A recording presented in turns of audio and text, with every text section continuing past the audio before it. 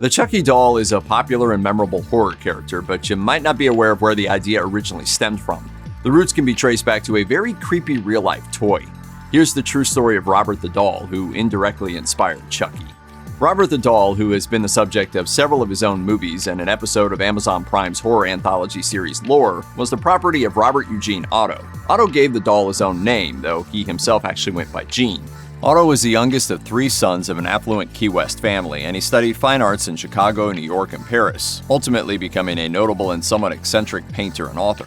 It was in Paris that he met his wife Anne, a concert pianist, and the two lived in New York together for a while before moving back to Key West, and more specifically to the home in which Otto had grown up in, which he had since inherited. They would name the colonial Queen Anne Manor the Artist House, where they would live until the end of their days.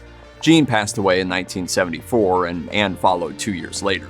The Artist House is now a hotel, and visitors have reported sighting an unsettling apparition strolling the turret room staircase. TV shows have visited the Artist House to see if they could lay eyes on the famous thing that haunts the building, which is said to be the ghost of Anne Otto wearing a wedding dress, patrolling her own home. Robert the doll is elsewhere. Before you even learn about Robert's reputation for being haunted, just his look may be enough to unsettle you. He's got beady black eyes and a strange little face covered with the scars of over a century of aging. He wears a sailor suit and holds a doll of his own, a little stuffed lion with bug eyes and a wide-open mouth. As it turns out, Robert is not just weird, but is in fact unique. Robert was not a mass-produced item meant to be a toy for children everywhere. Instead, Robert was a one-of-a-kind item meant as part of a window display of clowns and jesters for the Stipe Company, toy makers who made the original teddy bear to celebrate Theodore Roosevelt. Built around the turn of the 20th century, Robert is 40 inches tall, making him the size of a human child. The doll is stuffed with wood wool, also known as excelsior, made from wood shavings, usually used for packing.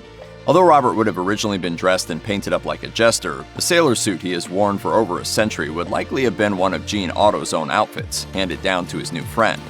Considering Otto gave the doll his own name and his own clothes, it almost makes you wonder if he didn't send a little piece of his soul into the doll too. If you believe in that sort of thing, that is. Where does a doll like Robert come from? How does a simple child's toy end up causing mayhem and terror for those who disrespect him or his childhood friend? Well, officially, Robert was a gift to Gene Otto from his grandfather on his 4th birthday in 1904.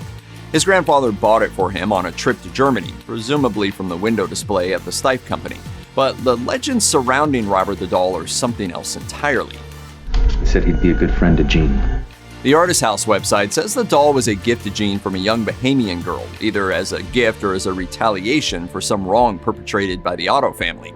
Meanwhile, Slate suggested that the doll was a gift from the family's Bahamian maid. The added element to the Bahamas seems to exist to bring in the idea of voodoo, and indeed, Florida Keys Treasures says Robert's toys included small voodoo dolls that he would hold in his lap and throw across the room when angered. The official Robert the Doll page entertains a possibility of voodoo being at the heart of Robert's antics, but seems to give more consideration to the idea that Gene imbued the doll with all sorts of potent emotional energy by constantly blaming the doll for everything negative in his life. Whether the doll is laden with a voodoo curse filled with negative energy or sharing a piece of his human friend's soul, Robert's activities appear to have continued long after leaving the Artist House. Gene Otto and Robert the doll were reportedly inseparable for much of Otto's life. In fact, Gene would apparently carry Robert everywhere with him, and at night, Gene's mother would hear him holding conversations with the doll, who spoke in his own voice. Though she originally assumed Gene was doing both voices, she would later come to question her assumption about this.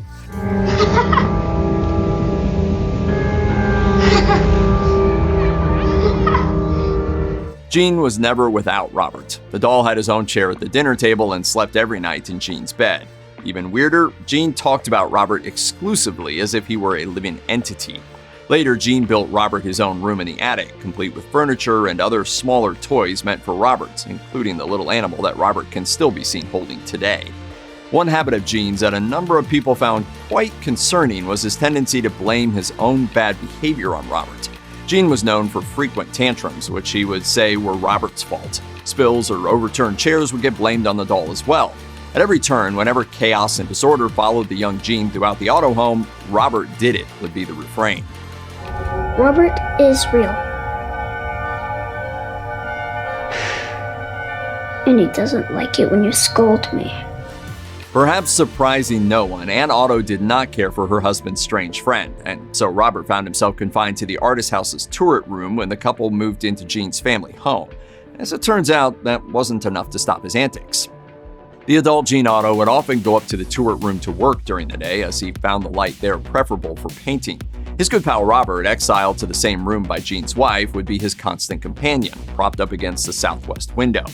As the stories go, however, school children walking past the artist's house would see Robert the doll moving from one window to another, or even scowling at them through the glass. After Jean's death, Anne reportedly made sure Robert was locked in a cedar chest in the attic. Myrtle Reuter bought the house in the 1970s after Anne's death and found herself Robert's new handler. Visitors to the house claimed they would hear unexplained footsteps skittering around the attic room above them, as well as disconcerting giggling. According to the Robert the Doll homepage, a plumber working in the house's attic once heard giggling and turned to discover the doll had moved across the room on his own.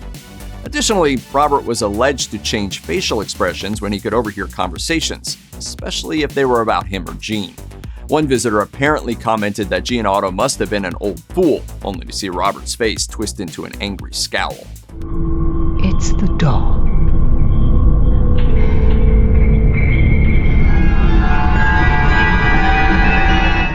Reuter continued to bear the burden of being Robert's companion even after moving out of the artist house, only to discover that Robert would run room to room in her new house too.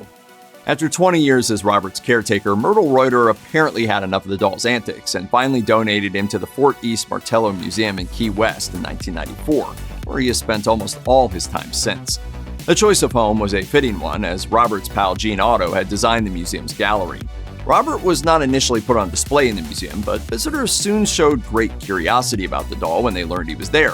So Robert the doll was put in a glass case sitting in a little chair, much like fellow spooky doll Annabelle. According to the Robert the Doll homepage, staff started noticing a shift of energies at the museum once Robert arrived. After Robert had been put out for display, visitors and museum employees noticed that cameras and electronic equipment would malfunction in the doll's presence, with photos coming out smeared or out of focus, for example. Mishaps at the museum are often attributed to the doll, with the common refrain being the same as the one in the Otto's house, with people claiming, "Robert did it." In addition to any mischief Robert might make by running around the museum or gumming up the works and electronic devices, the creepy little doll is reportedly most famous for placing curses on visitors who disrespect him, specifically by taking his picture without permission. Past visitors to the museum have attributed any number of misfortunes to encounters with Robert, including incidents such as car accidents, job losses, divorce, and physical ailments.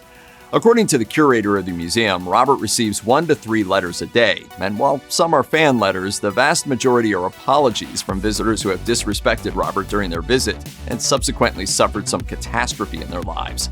In fact, the Robert homepage contains scans of a few letters sent to Robert, including one from a child who wants to be pen pals with Robert for some reason and somewhat disconcertingly asks if he has a girlfriend.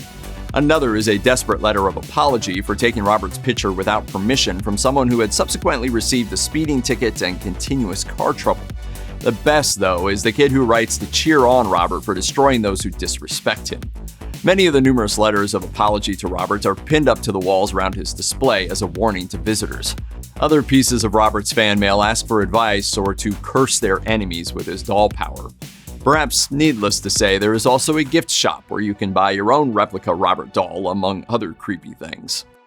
While Robert has inspired no shortage of popular horror films about possessed, enchanted, or otherwise maleficent dolls, Robert himself has made something of an impact on popular culture all on his own. Notably, Robert left Florida for the first time when he was taken to Las Vegas to appear on Zach Bagans' Mystery Mansion on the Travel Channel in 2015. He later appeared on an episode of Ozzy and Jack's World Detour, where the Osborne boys visited Key West's spookiest boy and bought one of the replicas available in the gift shop. Additionally, Robert's life story was featured on both the podcast and TV versions of Aaron Mahnke's Lore. But perhaps most interesting is the Robert the Doll film franchise. Since 2015, writer and director Andrew Jones has produced movies about Robert at a staggering rate, starting with 2015's Robert and continuing through The Curse of Robert the Doll in 2016, Robert and the Toy Maker in 2017, The Revenge of Robert the Doll in 2018, and Robert Reborn in 2019. Apart from using the Otto's names in the first film, very little of Robert's real story is preserved, as the setting is moved from Key West in 1904 to Wales in 2015, and it features a doll that is somehow even uglier than the real Robert. The later films set Robert's origins during World War II, decades after his actual manufacture. While Robert is among the most infamous haunted dolls in history, he is far from the only one. His fame at this point is far outstripped by Annabelle, the demon-possessed Raggedy Ann doll imprisoned by Ed and Lorraine Warren, the real paranormal investigators whose lives are the basis for the Conjuring franchise of films, which includes 3 movies focusing on Annabelle so far. Of course, if quantity over quality is what you value when it comes to nightmare dolls, Mexico City's Isla de las Muñecas is the place for you. This horrifying island full of hundreds of rotting dolls is a mind-bending tribute to a drowned girl who may or may not have existed. And of course, the Chucky franchise continues to expand, most recently hitting our TV screens in Sci-Fi's Chucky. As a result, it's undeniable that Robert the Doll's legacy far outweighs his own appearances in pop culture. Check out one of our newest videos right here. Plus, even more messed up history videos about creepy stuff are coming soon. Subscribe to our YouTube channel and hit the bell so you don't miss a single one.